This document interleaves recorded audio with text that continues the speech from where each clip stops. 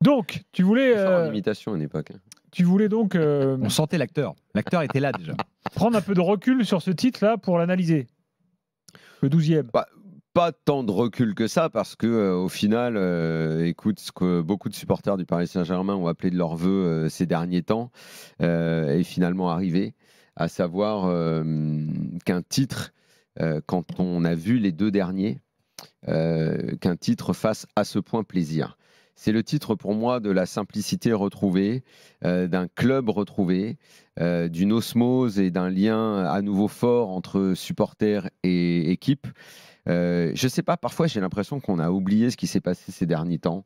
Le titre pas fêté, une victoire contre l'OM pas fêtée, la banalité effectivement qui entourait les titres de champion du PSG, ces fins de saison où dès le mois de mars tout était fini, le ticket place ou marketplace, ou je ne sais plus comment ça s'appelait, là, où des supporters du PSG ne venaient même plus au stade et faisaient tout pour revendre leurs billets tellement ils n'avaient même plus envie de voir le spectacle qui était proposé.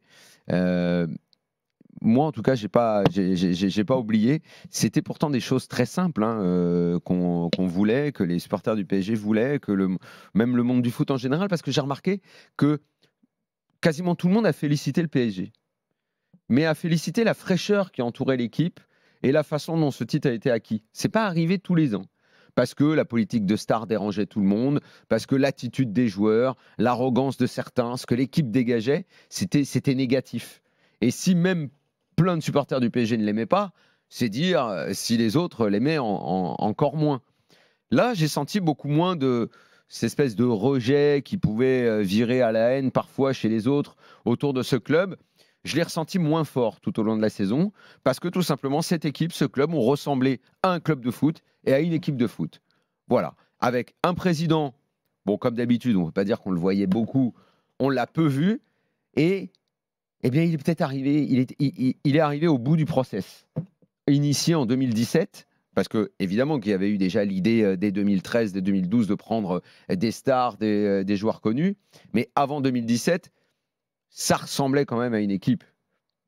Malgré tout, il y a eu des déceptions en Coupe d'Europe, mais rien à voir avec le virage pris en 2017, parce que tout finalement était né suite à la remontada et à ce choc psychologique qu'il avait fallu encaisser et qui avait conduit à dire on va mettre l'oseille, parce que finalement c'est une sorte de combat personnel de ne s'être jamais remis de ce truc-là.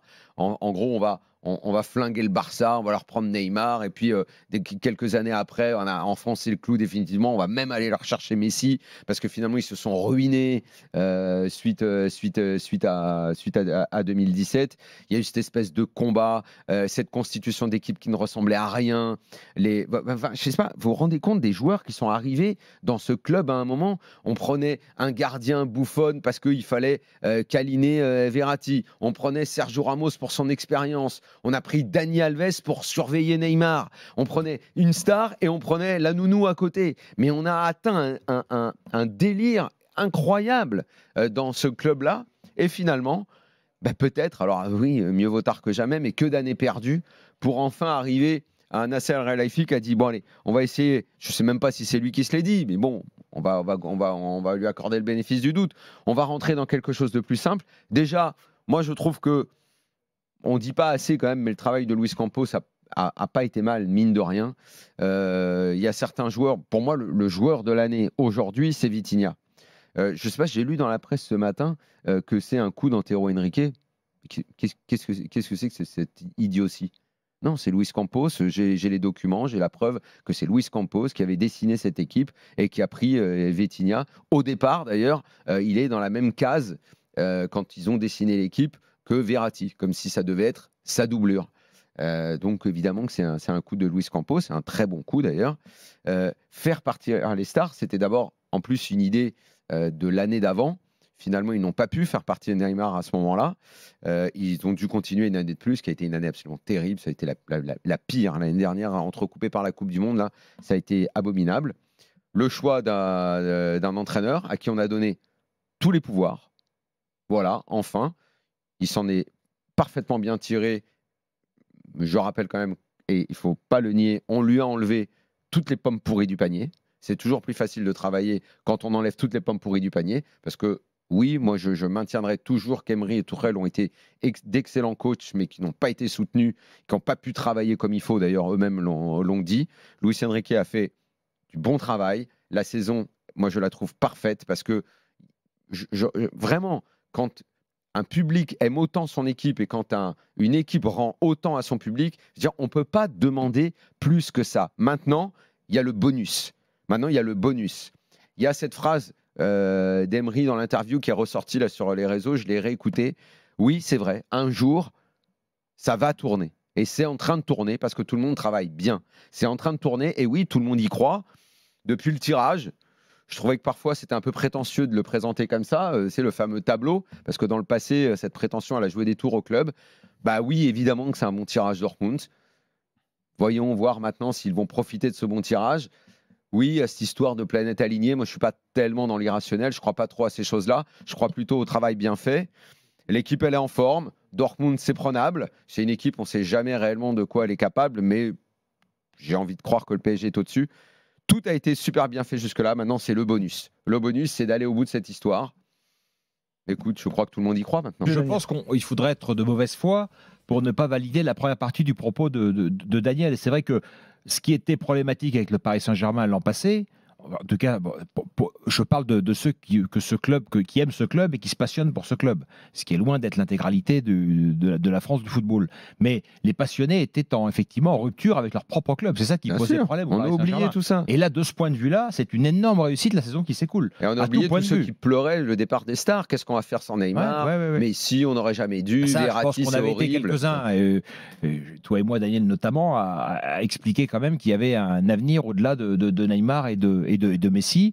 Je suis moins certain qu'il y aura un avenir au-delà d'Mbappé, mais c'est un autre sujet. Donc de ce point de vue-là, c'est vrai que c'est un beau titre. Après, sur la performance sportive objective du Paris Saint-Germain, est-ce que c'est une équipe qui, moi, sportivement, cette année, m'a impressionné? Est-ce que je me suis régalé à les voir jouer en Ligue 1? Est-ce que c'est un grand champion de France qui va m'avoir marqué l'esprit comme Monaco m'avait marqué l'esprit, comme le PSG de Tourelle, par exemple, m'avait marqué l'esprit?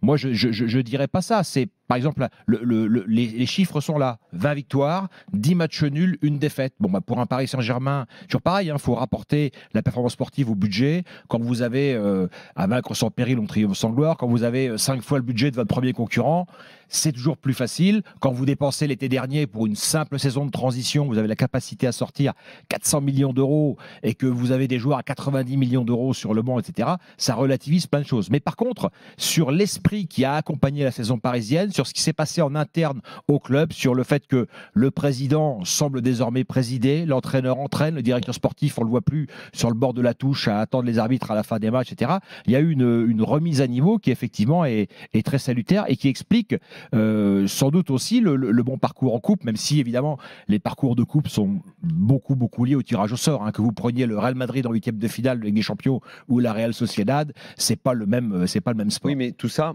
honnêtement, tu fais bien de le dire, mais cette histoire de tirage, que tu as pris machin à ce moment-là, c'est comme les chiffres.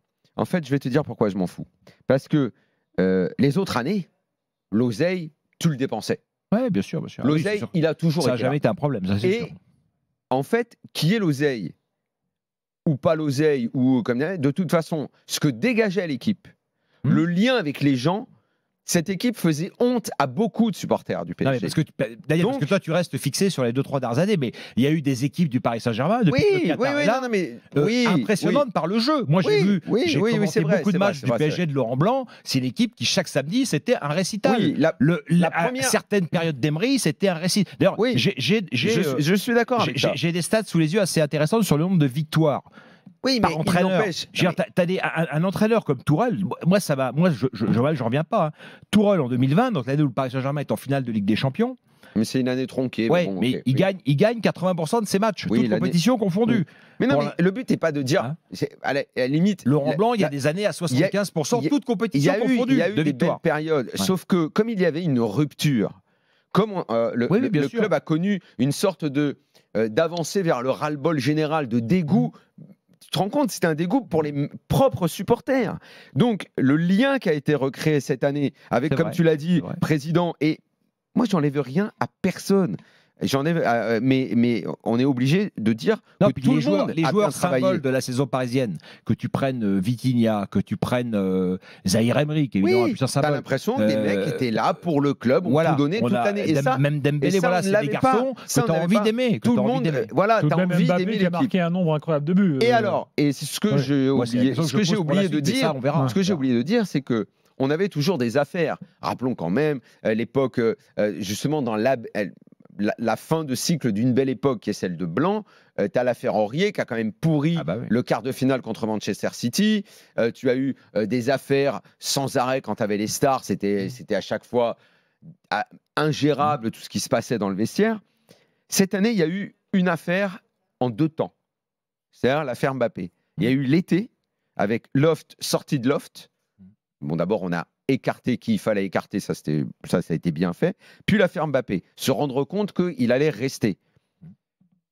Loft, sortie de Loft. Ça aurait pu faire une crise. Ça a été plutôt bien géré. Ça a été plutôt bien géré. Ce qui s'est passé suite à son annonce, sorte de bordel, énormément de polémiques, au final, plutôt pas mal géré. Et moi, j'aimerais quand même dire à tous ceux qui l'ont taillé pendant des semaines et des semaines, ben pardon, mais Mbappé, tout milliardaire, égocentrique, et moi je suis le premier à dire qu'on peut ne pas aimer sa personnalité, puisque moi je me donne le droit de ne pas aimer la personnalité de Luis Enrique. Toujours est-il que ces deux personnalités-là, l'une et l'autre, ont œuvré pour le bien du club. Que Mbappé, qui adresse plus la parole à Nasser El-Khelaifi, il y a une rupture et tout, ce gars-là, il y a d'autres joueurs, d'autres contextes où ça aurait pu être le bordel. Parce que Mbappé, il a des amis dans le vestiaire. On dit toujours, c'est pas un joueur qui peut foutre la merde et tout. Non, c'est comment tu tisses tes liens dans le vestiaire. Si tu fais la gueule, ça veut dire que ton pote peut faire la gueule aussi. Il a quand même des amis dans le vestiaire. Il n'est pas isolé, le gars. Eh bien non, ça n'est pas arrivé. On peut quand même lui dire aussi, on peut lui reconnaître que le gars, il a continué à enquiller les buts, il a continué à marquer et il est en rupture. Mais on peut être persuadé d'un truc, c'est que jusqu'au bout, jusqu'à la finale, s'il y a finale, il a eu un passage à vide d'1 mois. Néanmoins, il sera là à fond et il va jouer à fond. Il y a quand même une grande Je rebondis sur ce cas-là. Et cette affaire-là qui aurait pu être un enfer à gérer, ça a été bien géré par tout le monde. Et même par le joueur. Il y a quand même une incompréhension, moi, sur le cas Mbappé. Il y a un truc que Donc, il en est, j'ai les stats sous les yeux. Il a marqué 43 buts cette année. Dans toute sa carrière, il n'a jamais fait mieux. C'est un record et la saison n'est pas finie. Et pourtant, tu as, on va dire, allez, une bonne moitié des supporters du PSG qui ne veulent plus entendre parler de ce mec, qui est le meilleur joueur de football actuellement dans le monde. Ils se rendent pas compte. Je ne comprends pas. Ils se rendent pas compte que ça aurait pu être un énorme bordel et que ça ne l'a pas été. Et j'ai beau entendre les arguments des uns et des autres, je ne comprends pas. Un autre élément dans ce sens-là, Gilbert, c'est que quand on prendra un peu de recul, parce que là tout est. Oui, mais les supporters, les cœurs sont vifs, ils sont sous. On est dans une fin de saison tellement passionnée avec l'espoir de la Coupe d'Europe. Ils sont passionnés en permanence. À un moment donné, ils vont prendre un peu de recul, puis ils vont se rendre compte que Mbappé aura passé 7 ans ou 8 ans à Paris, 7 ans, et que quand même sur les 5 dernières années. C'est sa 6e saison, ça fera 7 ans, quoi. Ça fera 7 ans. Sur ces 5 dernières années. Alors, c'est pas que lui, évidemment. C'est jamais qu'un seul joueur de toute façon une équipe de foot, mais Paris est quand même 3 fois en demi-finale de Ligue des Champions. Sa 7e saison, pardon. Ouais. Donc, sur les 5 dernières saisons de Ligue des Champions, ils ont quand même, avec Mbappé quand même en fer de lance, en attaquant vedette. Il paraît qu'il n'a rien fait dans les gros matchs. Au Bayern, il n'a rien fait. Ils font ad minima, et peut-être qu'il y aura une deuxième finale, peut-être même qu'ils vont la gagner.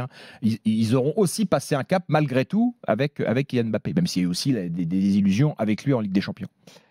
Ah tiens, écoutez Christophe Dugarry, qui tout à l'heure a donné lui aussi son avis sur ce titre parisien, et ensuite on continuera le débat avec vous les supporters au 32-16. Je pense que cette saison, ça sera un virage. Pour l'RQSI, je pense que ce sera un virage. Voilà, parce que je pense que les dirigeants ont enfin compris que tu pouvais gagner des matchs, que tu pouvais être spectaculaire, que tu pouvais attirer ton public, que tu pouvais créer quelque chose, un groupe, un environnement, un univers, un esprit club avec moins de stars. Voilà, déjà. Alors, ils ont certainement trouvé l'entraîneur qui leur convenait à ce sujet. Voilà, ça a parfaitement. On a beaucoup moins vu Nasser dans les médias. Vrai. Je pense qu'il a laissé travailler son groupe, il a laissé travailler son entraîneur. Voilà, donc moi je pense qu'il s'est passé des choses tout au long de cette saison. Je pense que ce sera un tournant. Après, tu peux pas empêcher les gens de se dire, voilà, dans une année soi-disant de transition, et qu'il était certainement, je veux bien dire la même chose. C'est quand même un club qui a recruté pour 400 millions dans une année de transition. Donc, gagner la Ligue 1, même s'il faut le valoriser, c'est le minimum. Voilà pour Moi, Dugas. je suis en total accord avec ce qu'a dit, avec ce que dit Dugas. Je répète que les chiffres, moi, j'ai pas envie de mettre l'oseille parce que l'oseille, il y avait avant et beaucoup de gens n'aimaient pas l'équipe. C'est pas ça qui fait qu'on aime l'équipe ou pas l'équipe. C'est l'attitude, c'est ce que tu dégages. Et il l'a dit aussi, Christophe. Il y a eu, à un moment, les gens ont compris dans ce club que, ok, oui, il y avait des marchés à conquérir, oui, il y a des boutiques à ouvrir à New York, oui, c'est bien quand tu as Messi, Neymar, parce que effectivement, ça fait rentrer beaucoup d'oseille dans le club, mais ton image se dégrade auprès de ta base. Oui, et n'oublie pas, la base n'en pouvait plus de voir cette équipe. Et n'oublie pas que tu continues, tu as dans les rangs du Paris Saint-Germain aujourd'hui, il faut quand même le rappeler, parce que moi, celui que je considère moi comme le meilleur joueur du monde, actuellement, qui a mis 47 buts. C'est pas non plus une page qui a été la vraie page tournée. On va la voir l'année prochaine. Sans Mbappé, là, il y aura plus Mbappé, Neymar, Messi. Je pense pas qu'ils auront. On verra d'ailleurs quelle stratégie ils vont adopter cet été. Est-ce qu'ils vont taper dans une superstar Comment ils vont s'organiser? Mais la boussole PSG n'a pas radicalement changé de cap. Stéphane, le problème, c'est que oui, il va partir. Mais pour moi, et je le disais déjà il y a 3 ans, ça ne doit pas être un problème.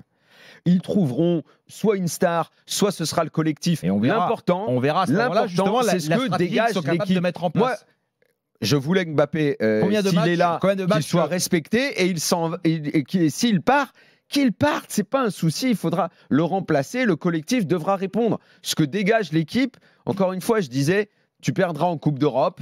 Ok, si tu avais pris le Real en 8e cette année et que tu t'étais fait éliminer ou City, qu'est-ce que l'équipe a dégagé? Ce qu'elle dégage quand elle perd après avoir ouvert le score au Bernabeu il y a 2 ans, elle dégage cette impression de se chier dessus, de ne pas être dans le combat, de disparaître. L'année dernière contre le Bayern, c'est pareil. L'équipe ne ressemblait à rien. Neymar, il était allé faire les tournois de poker, il était blessé.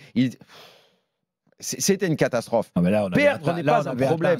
Dans le foot, perdre, ça ne doit pas être un problème. Gagner, perdre, tout. Qu'est-ce que tu dégages? Qu'est-ce que tu offres aux gens qui viennent te voir? Et là, moi, mais en tout cas, j'en étais convaincu dès le début de la saison, on allait avoir une belle saison. On a une belle saison.